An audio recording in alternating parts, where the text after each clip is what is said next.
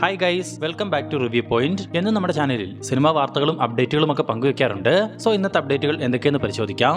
ഉലക നായകൻ കമലഹാസനെ നായകനാക്കി മണിരത്നം സംവിധാനം ചെയ്ത തഗ് ലൈഫ് എന്ന ചിത്രത്തിന്റെ ഓഡിയോ ലോഞ്ച് ഫംഗ്ഷൻ നാളെ ചെന്നൈയിൽ വെച്ച് നടത്തപ്പെടും. ഇതിന്റെ ഭാഗമായി എ ആർ റഹ്മാന്റെ മ്യൂസിക്കിൽ ശ്രുതിഹാസൻ ആലപിച്ച വിൻവെളി നായകൻ എന്ന് തുടങ്ങുന്ന സോങ്ങും നാളെ റിലീസ് ചെയ്യുമെന്ന് അറിയാൻ സാധിച്ചിട്ടുണ്ട്. ഈ വരുന്ന ജൂൺ 5-ാം തീയതി പാൻ ഇന്ത്യൻ റിലീസായിട്ടാണ് തഗ് ലൈഫ് തിയേറ്ററുകളിലേക്ക് എത്തുന്നത്.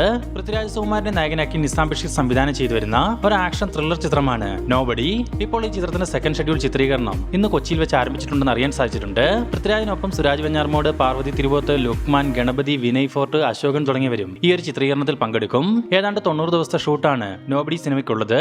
ഷൂട്ടിംഗ് വർക്കുകൾ പൂർത്തീകരിച്ച ശേഷം ഈ വരുന്ന സെപ്റ്റംബർ മാസം ചിത്രം റിലീസിന് എത്തിക്കാനുള്ള തീരുമാനത്തിലാണ് മൂവി ടീം. പൃഥ്വിരാജ് പ്രൊഡക്ഷൻസിന് വേണ്ടി സുപ്രിയ മേനോനാണ് നോബഡി നിർമ്മിക്കുന്നത്. സൂപ്പർ സ്റ്റാർ രജനികാന്തിനെ നായകനാക്കി നെൽസൺ ദിലീപ് കുമാർ സംവിധാനം ചെയ്തു വരുന്ന ജയിലർ 2 സിനിമയിലെ ലാലേട്ടന്റെ ഷൂട്ടിംഗുമായി ബന്ധപ്പെട്ട് ഒരു ന്യൂസ് ഇപ്പോൾ പുറത്തു വന്നിട്ടുണ്ട്. നിലവിൽ കോഴിക്കോട് ചിത്രീകരണം പൂർത്തിയായിട്ടുള്ള ജയിലർ 2ന്റെ അടുത്ത ഷെഡ്യൂൾ ചിത്രീകരണം ചെന്നൈയിൽ വെച്ചാണ് നടത്തപ്പെടുക. ആ ഒരു ചിത്രീകരണത്തിലാവും ലാലേട്ടൻ പങ്കുചേരുന്നത്. ഏകദേശം 10 ദിവസത്തെ ഷൂട്ടിൽ ലാലേട്ടൻ വർക്ക് ചെയ്യുന്നുണ്ടെന്നും അറിയാൻ സാധിച്ചിട്ടുണ്ട്.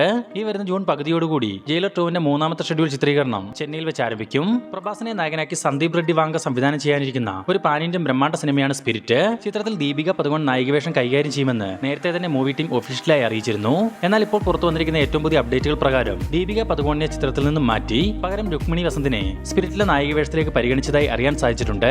അധിക പ്രതിഫലവും ഒപ്പം തന്നെ നിർബന്ധിതമായ നിബന്ധനകളും ദീപിക വെച്ചതിനാലാണ് സ്പിരിറ്റിൽ നിന്നും ദീപികയെ ഒഴിവാക്കിയിട്ടുള്ളത്.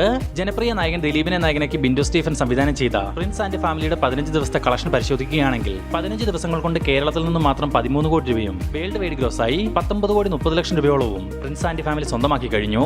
സൂരി, ഐശ്വര്യലക്ഷ്മി എന്നിവർ പ്രധാന വേഷങ്ങളിലെത്തി. കഴിഞ്ഞ ആഴ്ച തിയേറ്ററുകളിലേക്ക് എത്തിയ ഏറ്റവും പുതിയൊരു തമിഴ് ഫാമിലി ഫീൽ ഗുഡ് മൂവിയാണ് മാമൻ. പ്രേക്ഷകരിൽ നിന്നും മികച്ച അഭിപ്രായങ്ങൾ സ്വന്തമാക്കിയ മാമൻ റിലീസിനെത്തി വെറും 8 ദിവസങ്ങൾ കൊണ്ട് 25 കോടി രൂപയോളം വേൾഡ് വൈഡ് ബോക്സ് ഓഫീസ് കളക്ഷനെ സ്വന്തമാക്കിയിട്ടുണ്ടെന്ന് മൂവി ടീം തന്നെ ഇപ്പോൾ ഒഫീഷ്യലായി കൺഫേം ചെയ്തിട്ടുണ്ട്.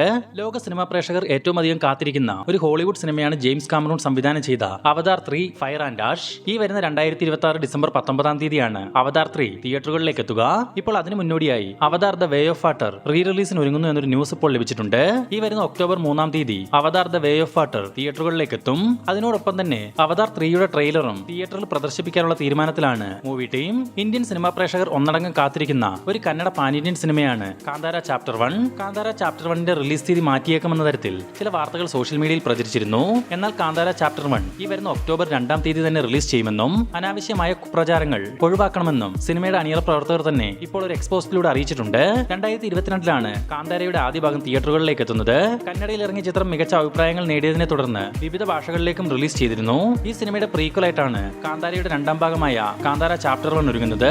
ഋഷഭ് ഷെട്ടിക്കൊപ്പം മലയാളി താരം ജയറാമും ഈ ചിത്രത്തിൽ വളരെ പ്രധാനപ്പെട്ട ഒരു വേഷം കൈകാര്യം ചെയ്യും. 150 കോടി രൂപയോളം ബഡ്ജറ്റ് കണക്കാക്കുന്ന കാന്താര ചാപ്റ്റർ 1 നിർമ്മിക്കുന്നത് ഹോംബാലെ ഫിലിംസ് ആണ്. മാവീരൻ എന്ന സിനിമയ്ക്ക് ശേഷം ചിയാൻ വിക്രത്തെ നായകനാക്കി മഡോൺ അശ്വിൻ ഒരു സിനിമ ഒരുക്കാൻ പോകുന്നു. ചിയാൻ 63 എന്ന് താൽക്കാലികമായി പേര് നൽകിയിരിക്കുന്ന ചിത്രത്തിൽ ശ്രീനിധി ഷെട്ടിയാണ് നായികവേഷം കൈകാര്യം ചെയ്യുക. നിലവിൽ പ്രീ പ്രൊഡക്ഷൻ വർക്കുകൾ നടന്നു വരുന്ന ചിയാൻ 63യുടെ ചിത്രീകരണം ഈ വരുന്ന ജൂൺ മാസം മുതൽ ആരംഭിക്കും. ലാലേട്ടനെ നായകനാക്കി തരുൺമൂർത്തി സംവിധാനം ചെയ്ത തുടരും സിനിമയുടെ 29 ദിവസത്തെ കളക്ഷൻ പരിശോധിക്കുകയാണെങ്കിൽ 29 ദിവസങ്ങൾ കൊണ്ട് 114,60,00,000 രൂപയോളം കേരളത്തിൽ നിന്ന് മാത്രം സ്വന്തമാക്കിയ തുടരും ചിത്രത്തിന്റെ world wide box office collection 227,30,00,000 രൂപയിലേക്കും എത്തപ്പെട്ടു കഴിഞ്ഞു. നാഗചൈതന്യ, മീനാക്ഷി ചൗധരി എന്നിവർ പ്രധാന വേഷങ്ങളിലെത്തുന്ന ഒരു അഡ്വഞ്ചർ ഫാന്റസി സിനിമയാണ് NC-24. അതായത് നാഗചൈതന്യയുടെ 24-ാമത്തെ സിനിമ. 2024-ൽ പുറത്തു വന്ന വിരുപക്ഷ എന്ന സിനിമയുടെ സംവിധായകനായ കാർത്തിക് വർമ്മയാണ് NC-24 സംവിധാനം ചെയ്യുന്നത്. നിലവിൽ NC-24ന്റെ ഷൂട്ടിംഗ് വർക്കുകൾ ദ്രുതഗതിയിൽ നടന്നു വരികയാണെന്നും ഈ വർഷം നവംബർ മാസത്തിൽ NC-24 റിലീസിനെത്തുമെന്നും അറിയാൻ സാധിച്ചിട്ടുണ്ട്. ദളപതി വിജയിയെ നായകനാക്കി എച്ച് വിനോദ് സംവിധാനം ചെയ്തു വരുന്ന ഏറ്റവും പുതിയ സിനിമയാണ് ജനനായകൻ. നിലവിൽ അവസാനഘട്ട ചിത്രീകരണം നടന്നു വരുന്ന ജനനായകൻ സിനിമയിൽ രേവതി വളരെ പ്രധാനപ്പെട്ട ഒരു കഥാപാത്രത്തെ അവതരിപ്പിക്കുന്നതായും ചിത്രത്തിന്റെ ഷൂട്ടിൽ ജോയിൻ ചെയ്തതായും വിവരങ്ങൾ ലഭിച്ചിട്ടുണ്ട്. സൈജു കുറുപ്പ്, അർജുൻ അശോകൻ എന്നിവർ കേന്ദ്ര കഥാപാത്രങ്ങളായിട്ടെത്തിയ അഭിലാഷം എന്ന ചിത്രം ഇപ്പോൾ ആമസോൺ പ്രൈം വീഡിയോസിലൂടെ OTT സ്ട്രീമിംഗ് ആരംഭിച്ചിട്ടുണ്ട്.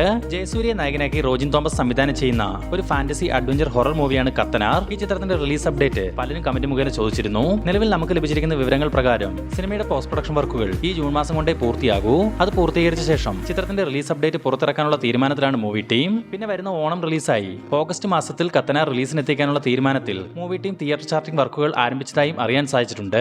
ഗോകുലം മൂവീസിന് വേണ്ടി ഗോകുലം ഗോപാലൻ നിർമ്മിക്കുന്ന കത്തനാരിൽ ജയസൂര്യയ്ക്കൊപ്പം അനുഷ്ക ഷെട്ടി, പ്രഭുദേവ എന്നിവരും പ്രധാന വേഷങ്ങളിലെത്തും. ദളപതി വിജയുടെ മകൻ ജെയ്സൺ സഞ്ജയ് നിലവിൽ പുതിയൊരു തമിഴ് സിനിമ സംവിധാനം ചെയ്യുന്നുണ്ട്. സന്ദീപ് കിഷൻ ലീഡ് റോളിലെത്തുന്ന ഈ ചിത്രം നിർമ്മിക്കുന്നത് ലൈക്ക പ്രൊഡക്ഷൻസ് ആണ്. ഈ ചിത്രത്തിന്റെ സെക്കൻഡ് ഷെഡ്യൂൾ ചിത്രീകരണത്തിനായി മൂവി ടീം ശ്രീലങ്കയിൽ ഇന്ത്യയിൽ എത്തിയിട്ടുണ്ടെന്ന് അറിയാൻ സാധിച്ചിട്ടുണ്ട്. ഈ വർഷം ഡിസംബർ മാസത്തിൽ ക്രിസ്മസ് റിലീസായിട്ടാവും ജെയ്സൺ സഞ്ജയ് സംവിധാനം ചെയ്യുന്ന ആദ്യ ചിത്രം തിയേറ്ററുകളിലേക്ക് എത്തുക.